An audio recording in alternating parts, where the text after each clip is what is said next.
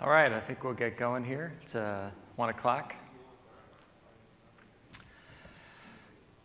Real quick, here's a list of the sessions that we had at Build for Xbox and Connect. Be sure to check them out on demand if you haven't attended the ones from yesterday.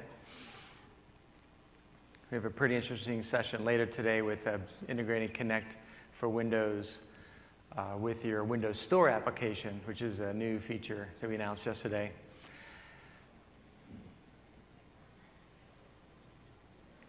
All right, so today's presentation, just to make sure everyone's in the right room, is about leveraging Windows features to build Xbox One app experiences.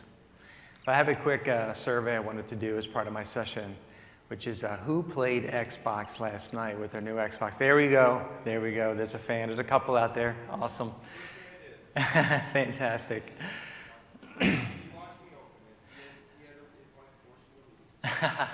That's great. So we're not going to play Xbox in this session. We're going to talk about apps, although we love games. My name is Rob Cameron. I'm a Principal Program Manager in the Operating System Group at Microsoft. I focus on Xbox, specifically developer experience and support. So I have a community management role on my team who drive the developer engagement, and I have a support team who basically spend all their time unblocking partners on Xbox 360 and Xbox One. I've also worked as a contact for apps, some of the bigger apps out there, to help them get on both Xbox 360 and Xbox Ones. But now I'm focused on engineering 100%, which I'm very excited about. Now this presentation has as its goal to show you how Xbox One is built on Windows Core. You've heard it. We're going to kind of dive into that a little bit more deeply in this session. And also how we leverage Windows features and the Windows runtime to build what we think is the ultimate entertainment experience. Here's the agenda that we're going to cover today. The goal is to spend maybe a little over half of the time on slides, and then we'll spend some time inside of Visual Studio and on the dev kit itself. So we had a challenge with, we had Xbox 360 for, say, 10 years with of time, and we wanted to build something that was powerful for games and also for app developers. And so we started out, and we're like, okay, we're going to have this, we're going to start with Windows Core. We're going to make it fantastic for gamers and fantastic for app developers. We kind of ran into some challenges, though. So from a gamer perspective, from a game developer perspective, they want consistency. They want sort of repeatability. They want access to the metal to build their games. Whereas app developers, they want to light up new features. They want dynamic capabilities added all the time. You're constantly, as a developer, wanting to, how can I make my app grow? How can I get my app? What can I do to make my app more powerful? And so those two sort of desires were conflicting. And when we tried to build that into one operating system, it just wasn't possible. There was always someone who kind of got the short end of the stick. And so what we decided to do is to have 3 operating systems on a game console, which is kind of crazy. If you played Atari or, any of the old game consoles, to think that we have a host operating system that's managing 2 other operating systems to provide this fast and fluid experience where you can quickly switch apps, switch between games and apps, and it all kind of feel very consistent. The exclusive partition is dedicated to the game. We'll talk about hardware resources. You may understand what the hardware resources on Xbox One, but we'll talk about how the hardware resources are split up. You saw the keynote today where we were showing the games that were running on the super duper PC and a high-powered PC. And then we showed that same game that had that cloud assisted processing and how much better performance it had with the cloud, which is just an amazing demo. That's just incredible that the real time, that it was actually faster to send that data over the cloud and back, and then to render to the screen than to render it all locally. That was an amazing demo. But what that really kind of tells you is that games are demanding, and you're all developers, you understand it. There's millions of polygons that they're trying to render at that time. So the game OS gets the majority of the hardware, you'll see in a second. or down later in my presentation. But if you haven't, when you spend time on your Xbox One, because you all have one now, if you've picked it up, if you haven't, you'll have one soon. When you spend time with the Xbox One, keep that in mind. When you're looking at the shared app platform, you'll see that although everything is running there, the operating system, the system services, all of our applications that Microsoft publishes run in the shared OS, and then all the third-party apps run there. They are very fast and fluid, have a lot of power to them. Let's take a deeper look at the apps platform, which is what we're going to focus on today. When we say modern OS, we are talking Windows Core. With the shared base of Windows Core, the app platform is built on the same Windows runtime that you're leveraging today, whether you're leveraging it from C#, C++, or JavaScript on a Windows or Windows Phone. The development platform on Xbox One is HTML5, CSS, and JavaScript with C++ Windows runtime components. It's all developed in Visual Studio. The WinRT components can be shared across platforms. So if you have, if you want to put, or we do have app partners who want to put their business logic into their components and then reuse that across the three platforms that we have with Microsoft. But the shared platform, it enables to leverage the skills that you know today. So if you know the Windows runtime, even as a C# developer, you're going to know it as a JavaScript developer. We have the same APIs that are available within JavaScript. And if you attended Nicholas' session yesterday, and if you haven't attended it, you should definitely check it out on demand. He shows how today our Xbox One app partners can share code between platforms and sort of do some nice architecture and patterns that allow that sharing to happen without a ton of if-defs all throughout the code, like in trying to share every bit of code. Now that's where we are today. In yesterday's keynote, we talked about the Universal app, the Windows Universal app, and that's the future for Xbox. But today it's possible to share the JavaScript code across all three platforms with Windows Phone getting the WinJS programming model.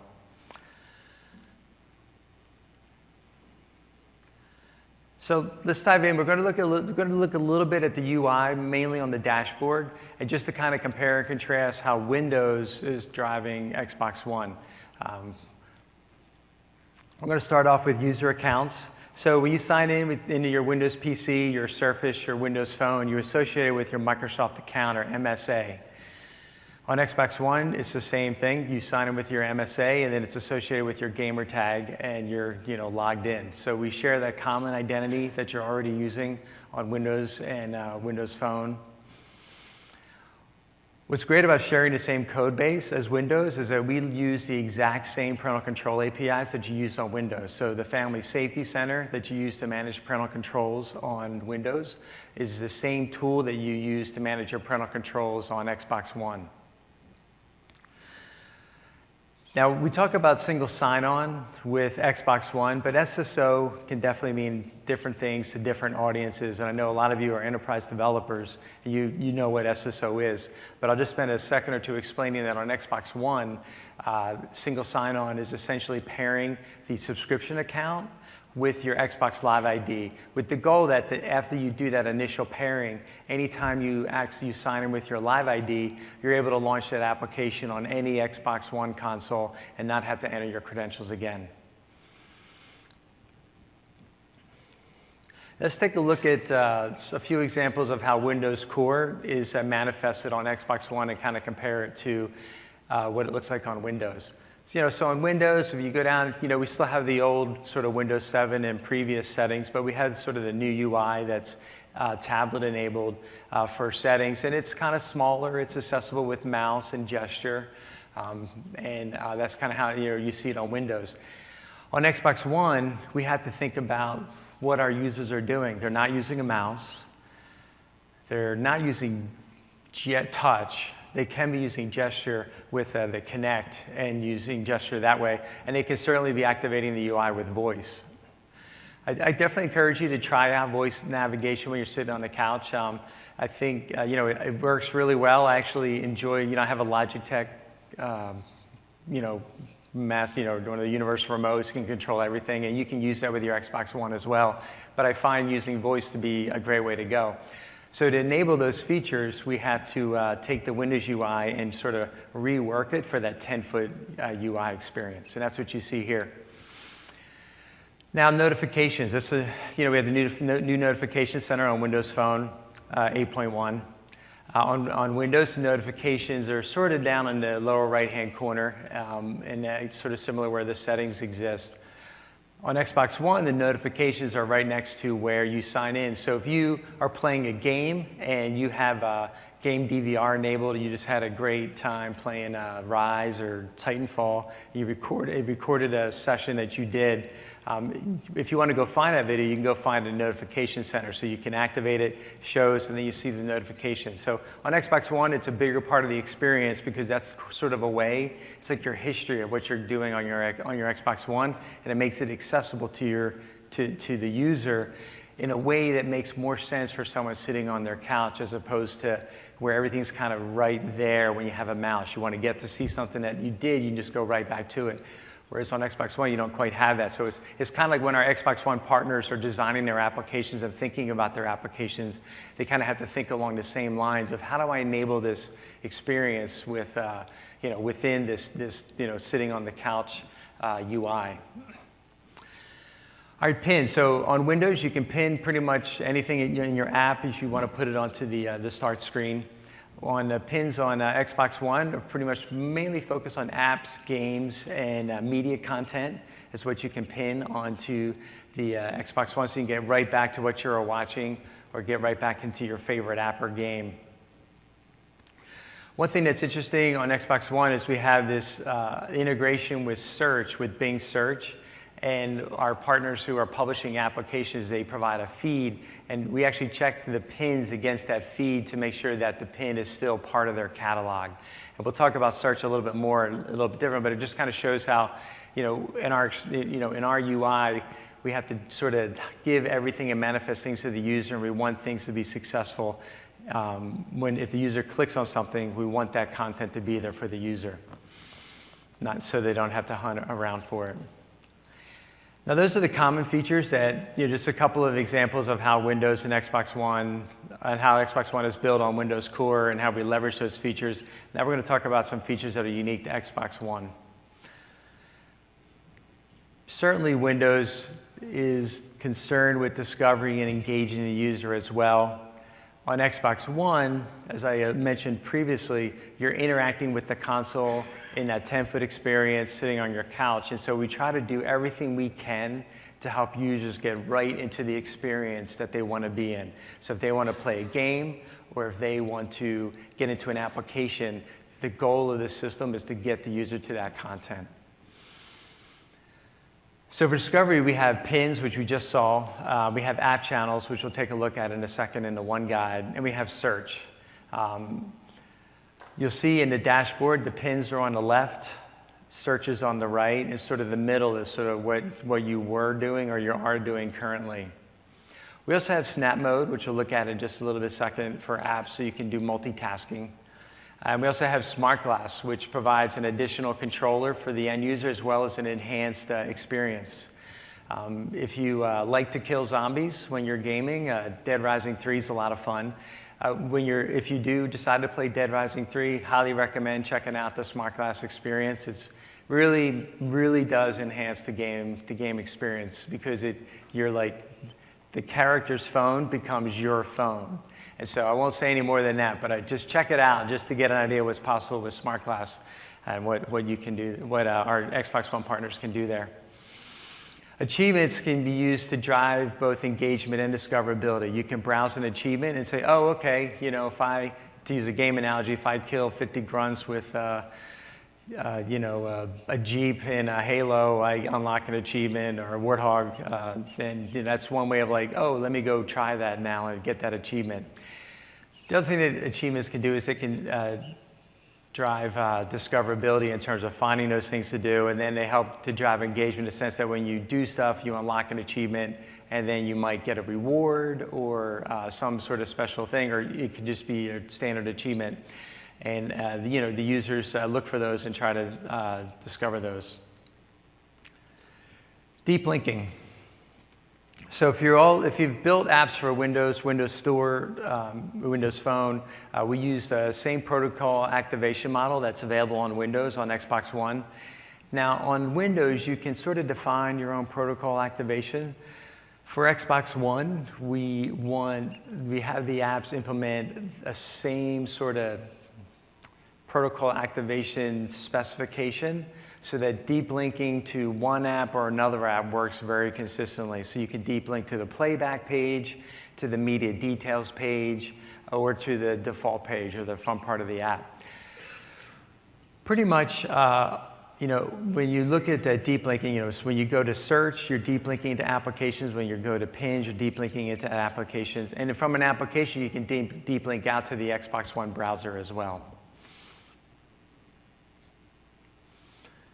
So speaking of search, I mentioned before that we have a catalog feed that our partners provide, that our Xbox One partners provide, that gets indexed by Bing. And so when you search on Xbox for a piece of content, you'll see whatever apps carry that content offered to say, hey, pick an app. So you find the app that you maybe already subscribed to, you select that app, and we deep link you directly into that application experience. That all happens because we know about the content, we know what the sort of primary key is for that media item is, and we pass that along as the content ID into your application. And then when you get that ID, you know what the content type is, you sort of navigate to the playback page or the details page and you play that content. The catalog feed is what enables that integration, and that is specific to Xbox One.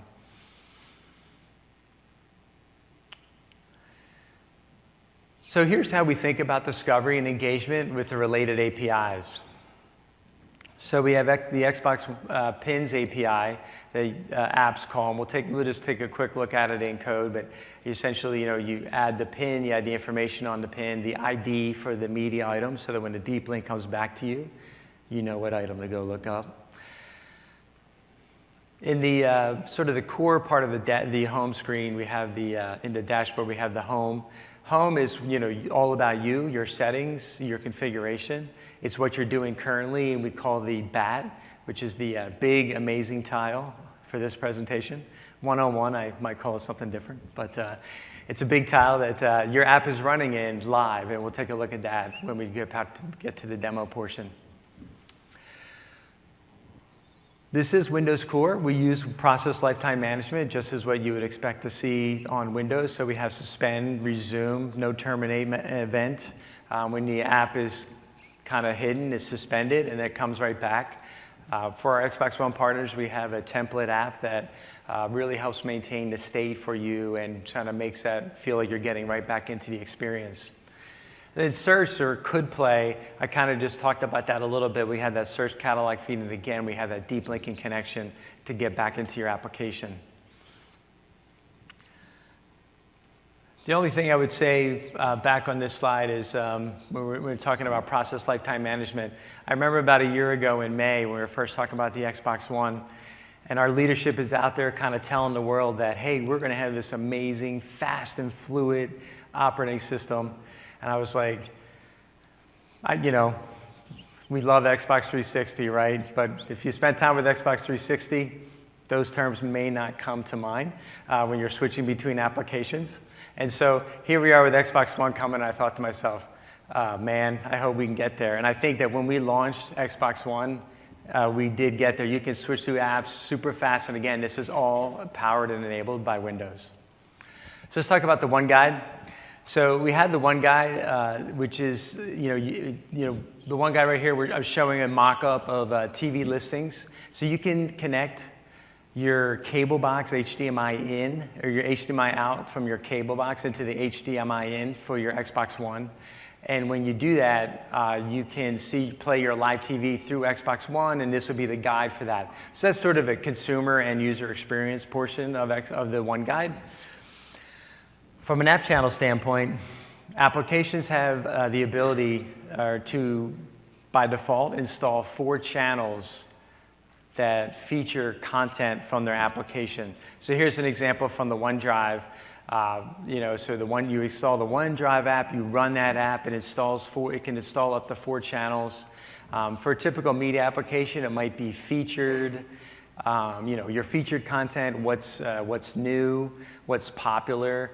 And you can have custom app channels as well. So this is great real estate right within the dashboard UI. You get to brand it your color, you get to brand it with an image, and it's a place where our Xbox One application partners will feature their content. So you should definitely check it out. It's sort of an open marketplace for the consumer and user eyes on what they want to watch. So the One Guide runs locally on your Xbox One. This is sort of the architecture for it, but generally you write a Windows runtime component in C++. So we have our Xbox One partners.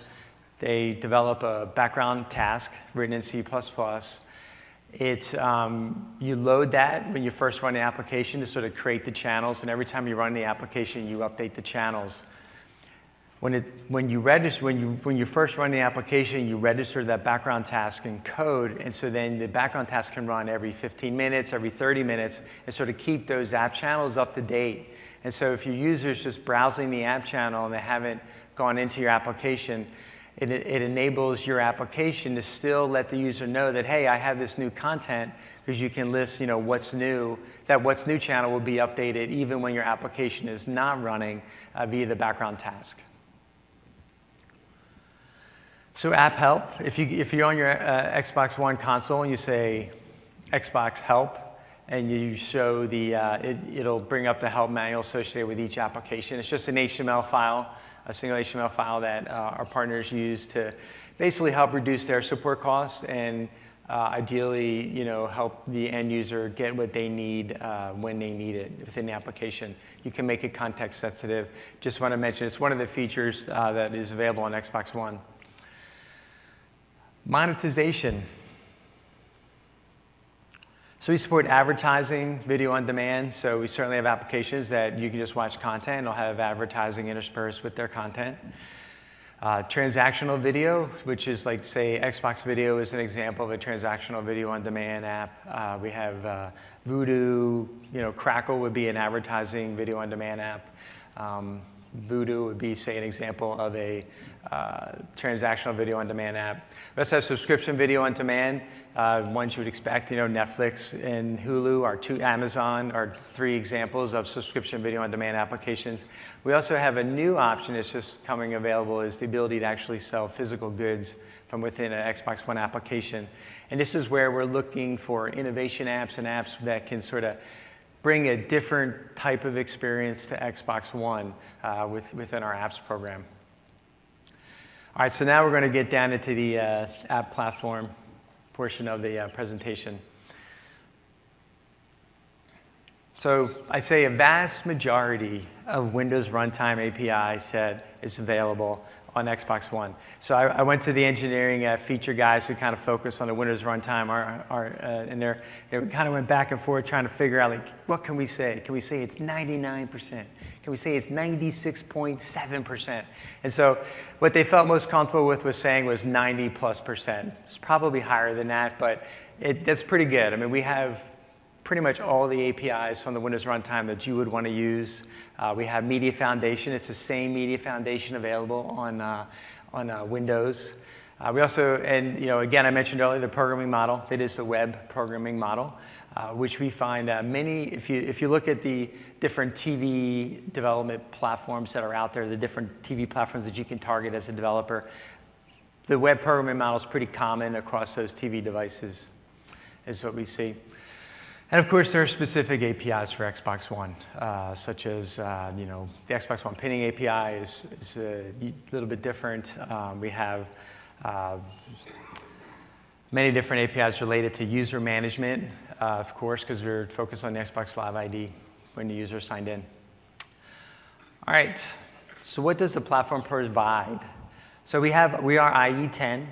And that's just a function of where Windows 8 was when we were building the Xbox One platform. We snapped to the Windows Core platform for Windows 8, and that's the API set that's most closest to what we have on Xbox One, with a few APIs from Windows 8.1 as well. Talked about the fast and fluid app switching earlier. I would say that we talked about the CSS for a 10-foot TV experience. Give you a little anecdote. So we mentioned earlier that we have the Win.js programming model. We just open sourced that for Windows and Windows Phone. When Gersh, who's a developer on the platform, what he did was he basically took the Win.js platform, he took those same controls, like the list view control, all the controls that you see in Win.js, and pretty much what he did two things. He added CSS to make that control look good at a 10-foot UI. Remember we saw settings, right? Settings was kind of a small little area. You kind of explode it and you can kind of get everything on the left on Windows. You know how settings works on Windows. Xbox One, it's big buttons, minimum sizes, a little bit of space, a little bit of breathing room. You need to be able to put text up there when you're in voice mode so you know what to say. So that was really what Gersh was focused on, was taking the CSS and just changing the CSS for the list view control. But otherwise, that list view control is the exact same list view control you have on Windows runtime. It has the same API set, the same capabilities. It just looks different via CSS3. The other thing that the dev platform team did was they enabled the control for gesture and voice control, basically for Connect. Gesture is pretty easy. It's one CSS attribute, ms-attraction, -ms-attraction is a CSS you add to enable gesture. And voice is really a markup, a DataWin voice, just like DataWin list view control. DataWin voice is the markup that we added to the controls to enable the voice APIs. Now, there's lots of low-level Connect APIs that are available, but we just kind of make it really easy for an app developer to quickly build the application out.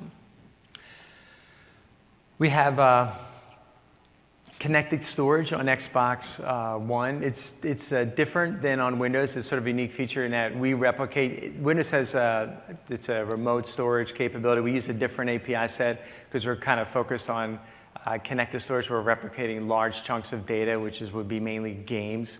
From an app perspective, connected storage, essentially it assures that if you store user settings into connected storage, no matter what Xbox they are at, those settings will be available to the user.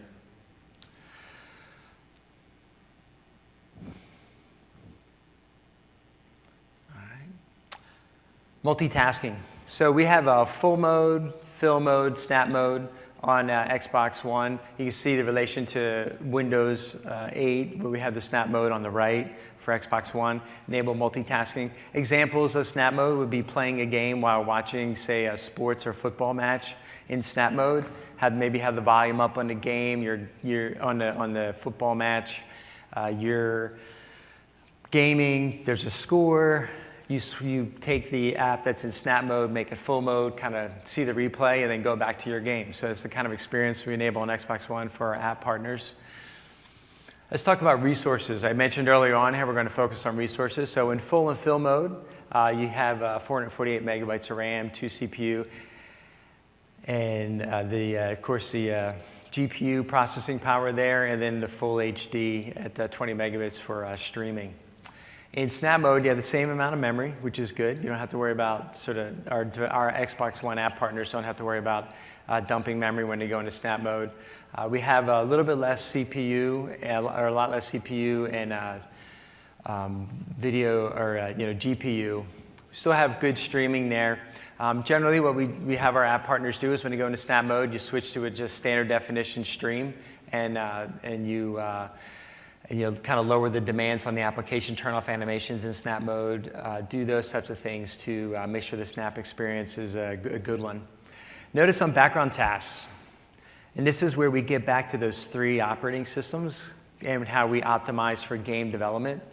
When we talk about background tasks, from a memory standpoint, we only have 16 megabytes of memory and 2 seconds of CPU every 15 minutes. So that 2 seconds of CPU doesn't include like network time or sleep time when the thread's waiting for something to happen.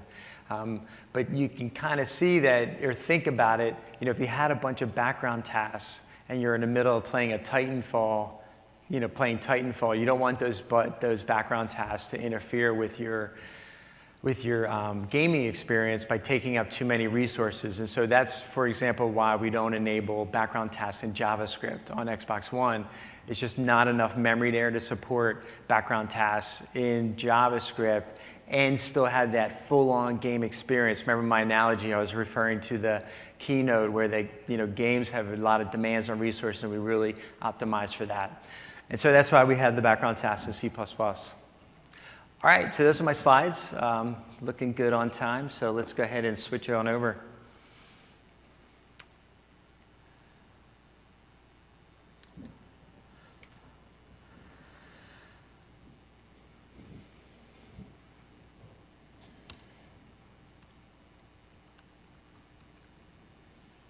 All right.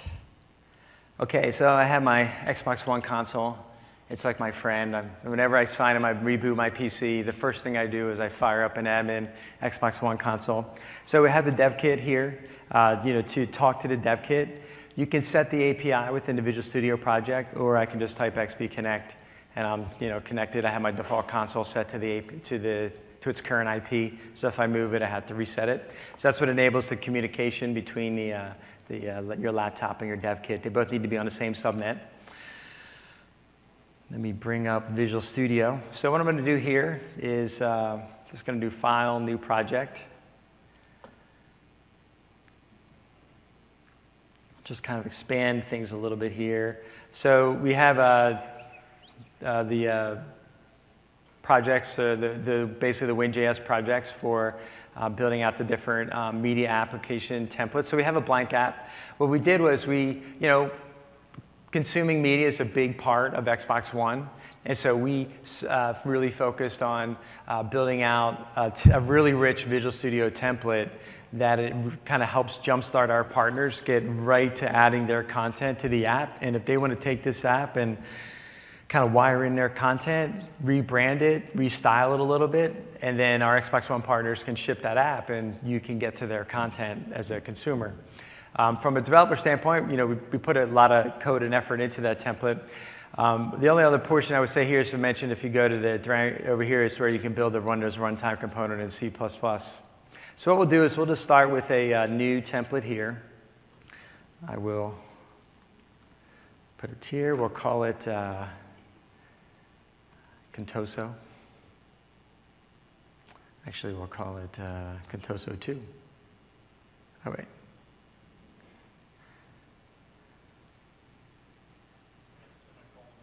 Oh, that's what it was. Thanks. I'm like, why is this fighting me? I've already failed. Just kidding. We'll be good. All right. So you have the Contoso. It's really bright up here, I have to say. All right, so here's the template. We'll just take a look at it real quick. So it's the Solution Explorer, all the different pages. The main is sort of the main page that'll load that has the tab view control with the movie and TV content. Main is consisted of several sub-pages. The playback page, you can get to queue, search, settings, manage sign-in, and then details, and then browse all for what you're looking at here. So we do localization via strings. So you'll notice, we'll look at some HTML here in a second, but you'll see a data win res, or to get to the resources. Essentially, the way that works is it'll be set to this name, and then whatever value is put here for browse page title, that is exactly what will be displayed. So for example, localization is super simple. Let's say I wanted to localize this for French. I can say add a new folder, type FR. I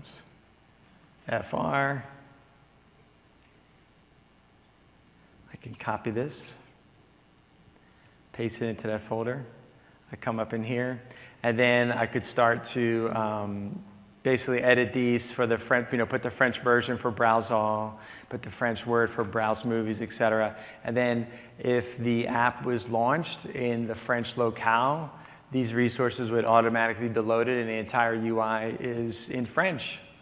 So congratulations, you are now experts in localizing WinJS applications. It's that simple. All right, so that's localization. It's always a good question that pops up. Now let's go take a look at the home page here. So here's home. You'll see, as I was referring to, you see the data win control, the hub section. Here's the data win res resource. And basically what it's saying is that the header value for that control should be set to whatever text value is represented by this item in that resource file. So that's just to complete the loop on localization. Now what I'm going to do is I am going to set a breakpoint on, let's see, there we go, home.js.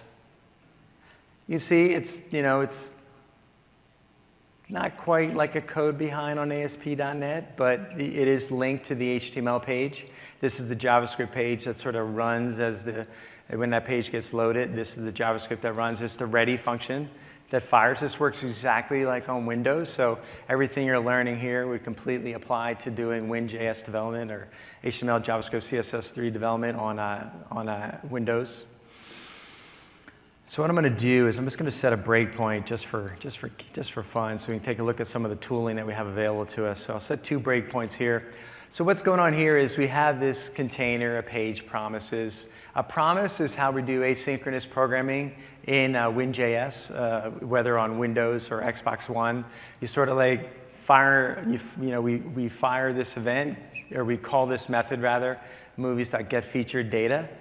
And then the then portion of the promise means that this function right here will execute after that data's been retrieved. So it's just asynchronous programming, something you're very familiar with doing in C#. This is the JavaScript equivalent of asynchronous web service calls, essentially. So I'm going to go ahead and run this. I'm going to switch over to the Xbox.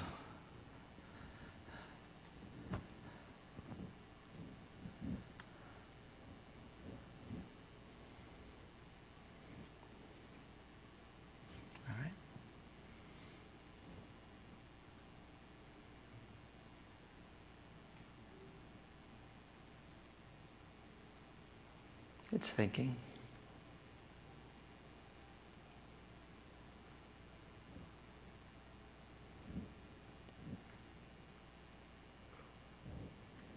Oh, there we go. All right, got a weird error there. Let me open up and let me show you what I'm doing here. So I'm just opening up Visual Studio again. I'm opening the project. We'll hit run again. All right. Let's give it a shot. Now let's go back to the Xbox.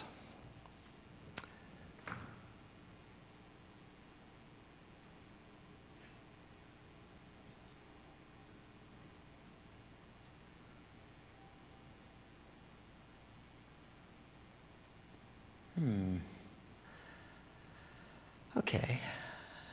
I was just deploying here about 20 times before we started this presentation. Let me see what's going on. Let me go back to my PC. All right. Getting an interesting error. All right, let me try this again. Let's reconnect. It says we're good. Give this a shot. All right, we'll try this one more time. We'll send it to the dev kit.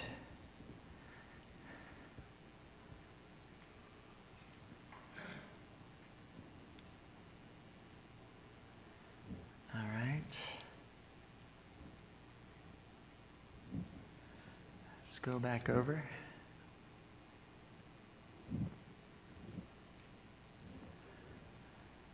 What's that? Yeah.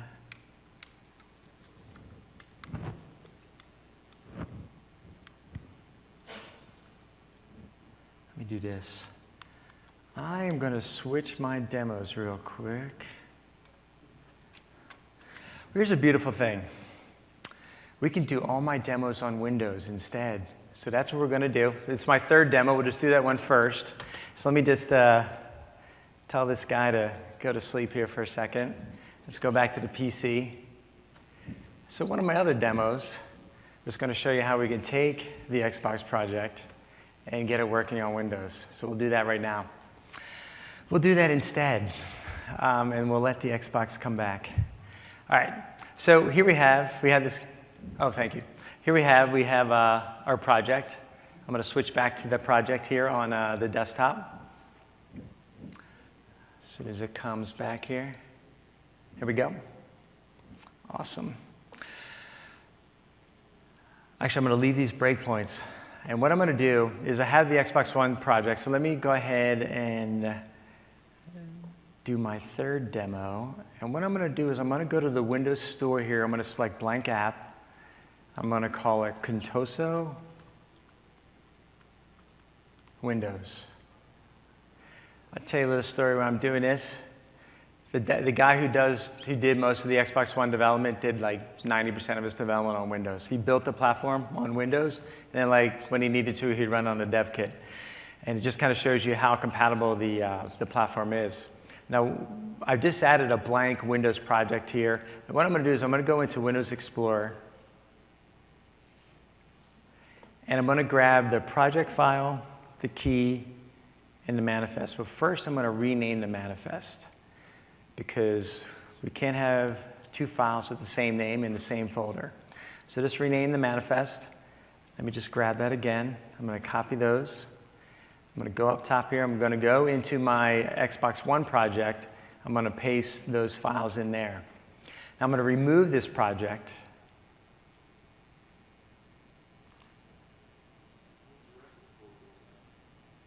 Say again?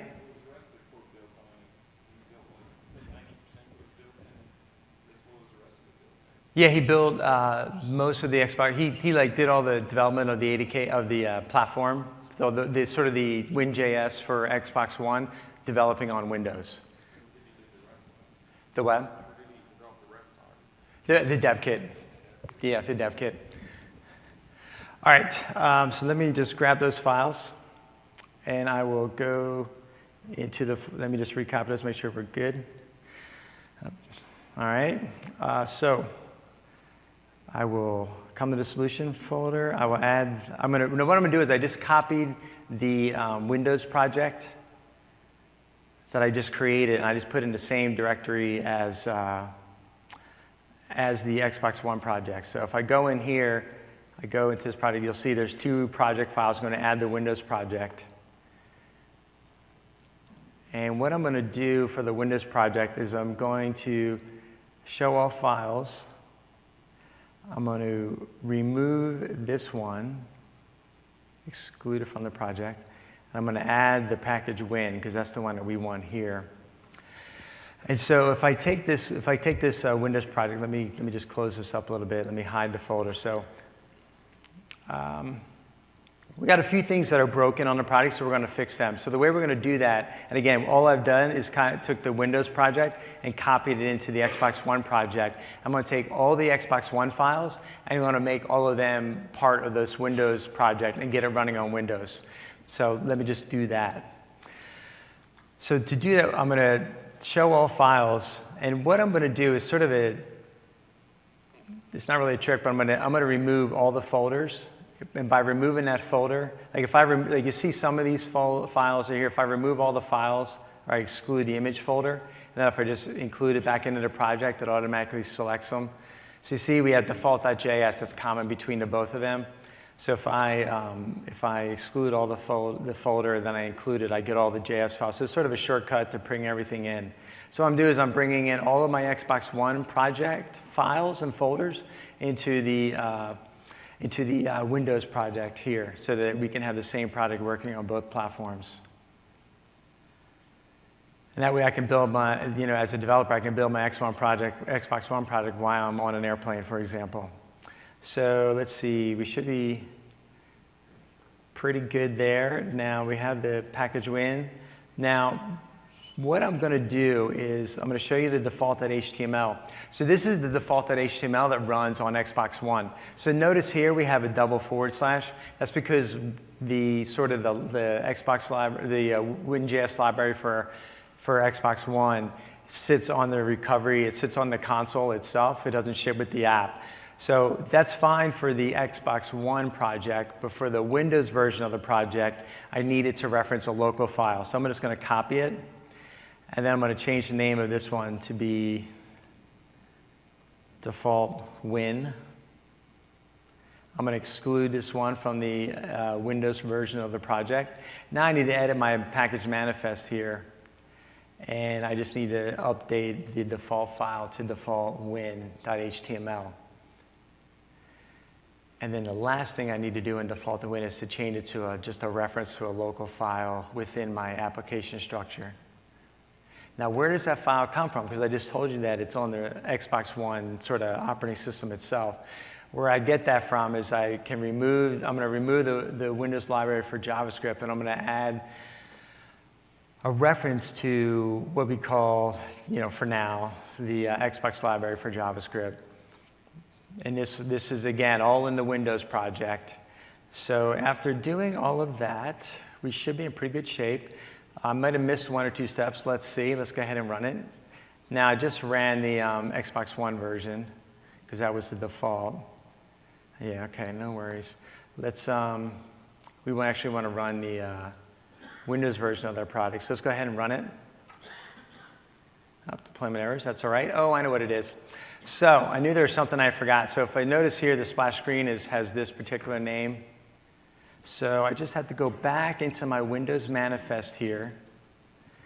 I just have to come on down and change the name for the splash screen. There we go. Awesome. So that should do it. Let's see.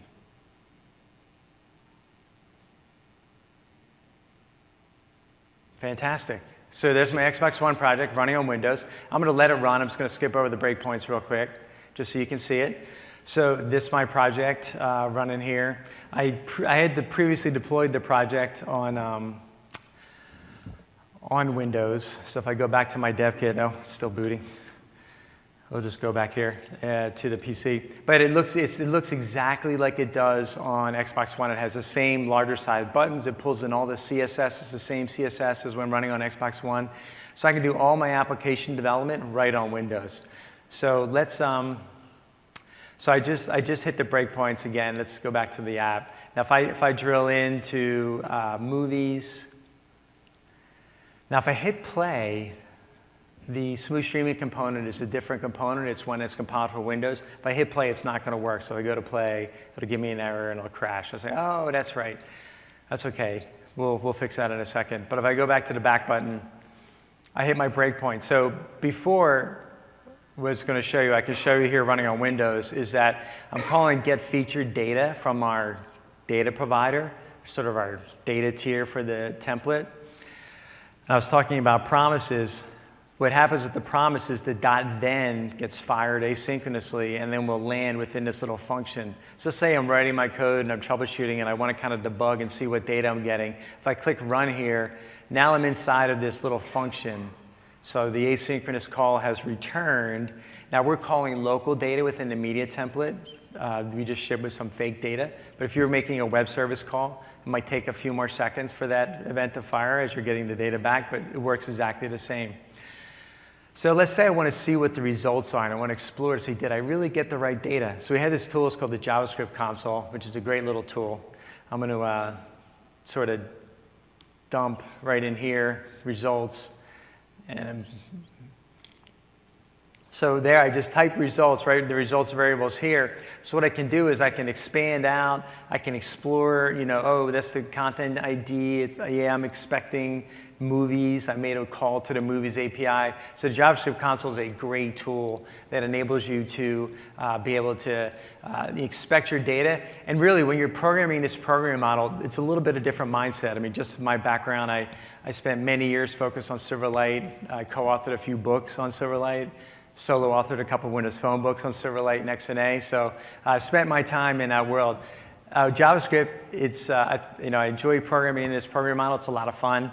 And one of the things I always said, sometimes the best coding is at runtime. And so if you're like looking to explore an API, you can sort of run your project. You can type out the namespace that you're interested in, like, this _ movies, featured data, and sort of, I must have mistyped it. There we go. I forgot the period there. There we go. So I can kind of see, you can explore the types, you can explore the API, you can explore the API that's part of the HTML, JavaScript, and CSS3 programming model, and see and just figure out the parameter calls that you're going to make. So I'm going to remove these breakpoints. I'm going to show you one more thing. Now there's one tool that's a great tool, and this tool is available on Windows. And so that's one of the big reasons why our partners will run their app on both Xbox One and Windows. Let me just go ahead and show this right now. So let's say I'm building out my application, and say I'm building out a Xbox application, and I really like Xbox Green. So I'm going to click the Select Element item right here in the DOM Explorer. If you look at the DOM Explorer, you can see all the different classes that are currently loaded for the entire application. I'm going to click Select Element. I'm going to click on the button, which is really an item container.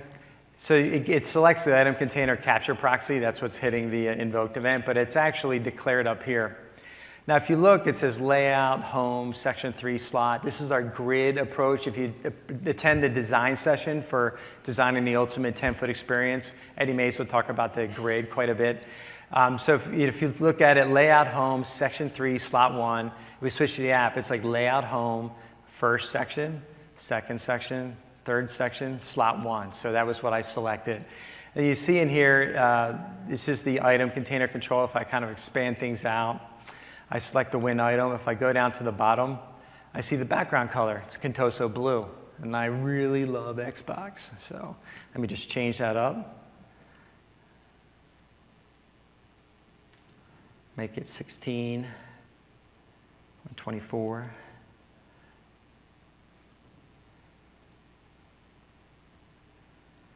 All right, so if I do that, 16, 124, 16. So you see right there, it just changed it to green. And if I go back to my app, it changes it to green there as well. So now I sort of like using the DOM Explorer to restyle, retemplateize my application on the fly in a really fast way using the CSS, the DOM Explorer. It's a great tool. Let me stop debugging, and I'm going to switch back to slides. We'll wrap things up, and we can take some questions. All right.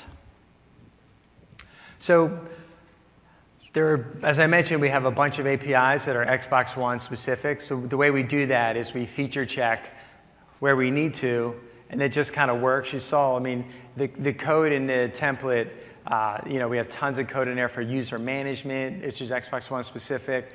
We have code that's, I mentioned the pins code. We have an eventing system that's what enables achievements to work. That's Xbox One specific. All that just fails silently because we do the feature check for you when we're running on Windows. And you can do that too with our partners who are developing Xbox One applications can do that as well.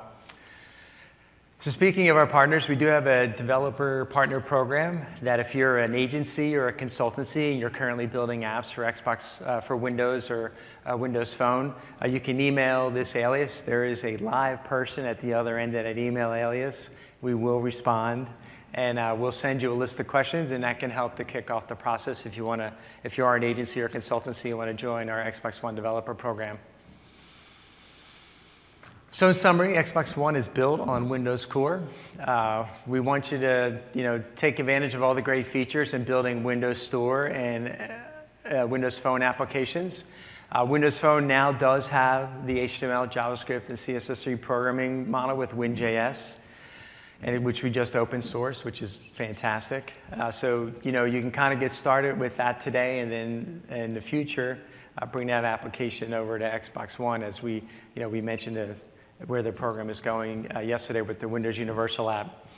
We have a room at Expert 101, which is right down in the meeting hall. You can schedule an appointment with Expert 101 and meet with the apps team. The whole app team is here. If you're not a developer, if you're more like a publisher of applications, you have content or an app concept, go talk to them. We are interested in learning and expanding the app portfolio for Xbox One, and we're looking for great new ideas.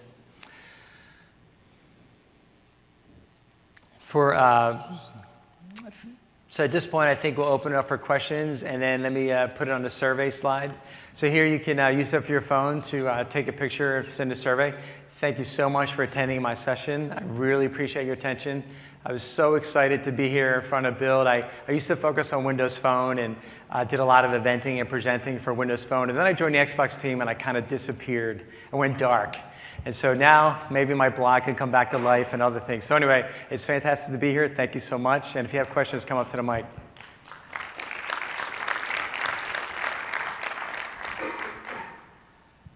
Hi. Couple of questions. First of all, why no XAML C#? Why no XAML C#?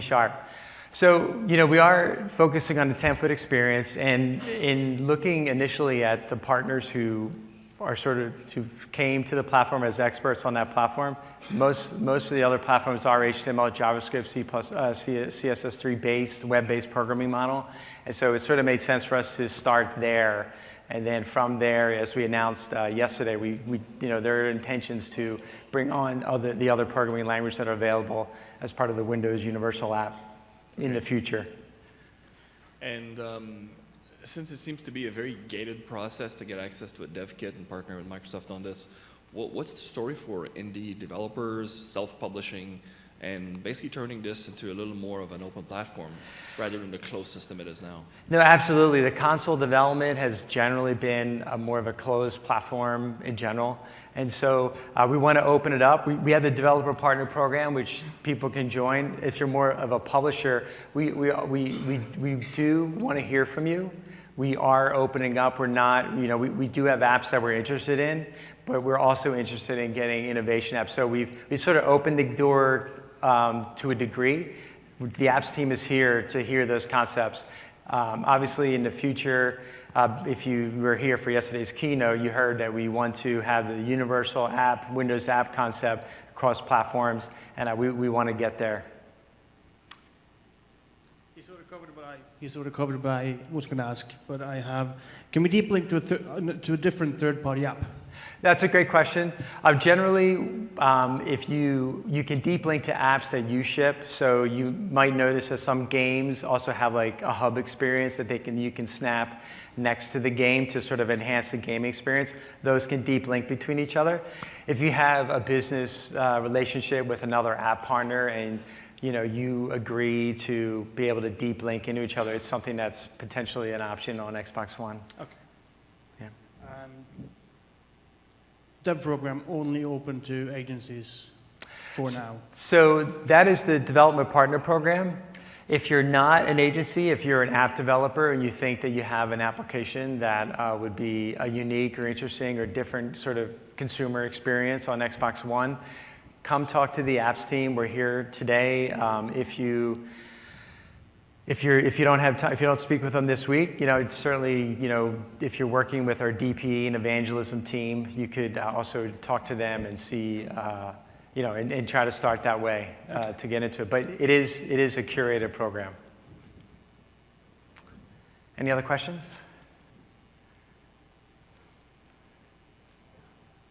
All right, great. Thanks so much again.